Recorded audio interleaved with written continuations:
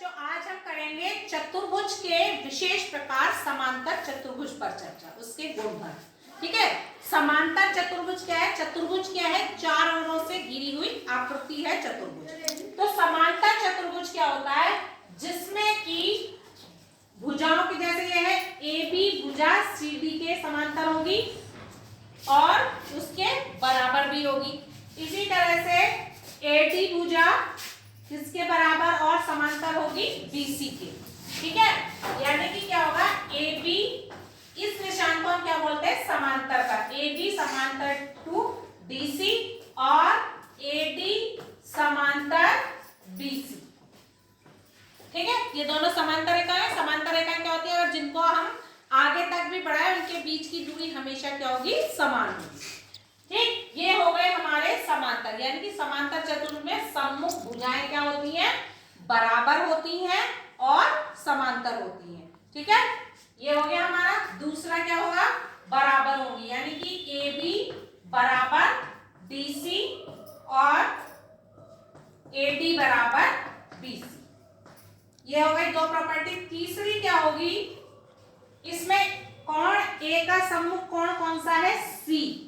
ध्यान रखना, सम्मुख में सामने वाला। ए का ठीक सामने कोण कौन सा है? सी। और बी का सम्मुख कोण कौन सा है? डी। ठीक है, ये सम्मुख कोण है। तो और सम्मुख कोण क्या होते हैं? बराबर होते हैं। सम्मुख कोण बराबर होते हैं। सम्मुख कोण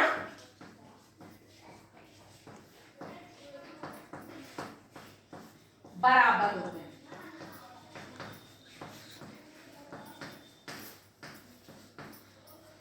यानी कि सम्मुख यानी कोण ए बराबर कोण सी और कोण बी बराबर कोण डी के बराबर होगा। ठीक है, सम्मुख कोण बराबर होगा। चौथी प्रॉपर्टी क्या होगी? कोण ए प्लस बी, जो इनके संगत कोण होते हैं, ए प्लस बी का योग कितना होगा? संपूरक होगा। संपूरक मीन्स 180 अंश होगा, यानी कि संगत कोणों का योग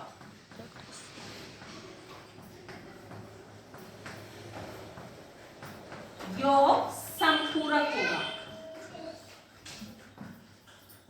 संपूरक होगा, यानी कि कोण ए प्लस कोण बी बराबर 180 अंश होगा। बी प्लस सी क्या होगा? ये भी क्या होगा? 180 अंश होगा। ऐसे ही सी प्लस डी भी कितना होगा?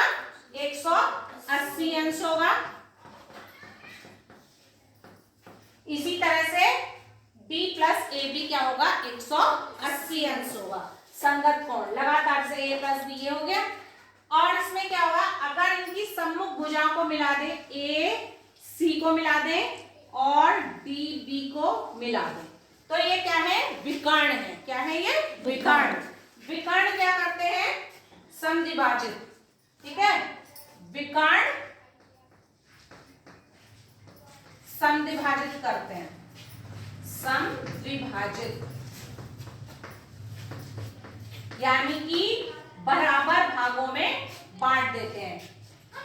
इसमें क्या होता है? विकर्ण विकर्ण क्या होंगे? बराबर नहीं होंगे। विकर्णों की लंबाई बराबर नहीं होगी।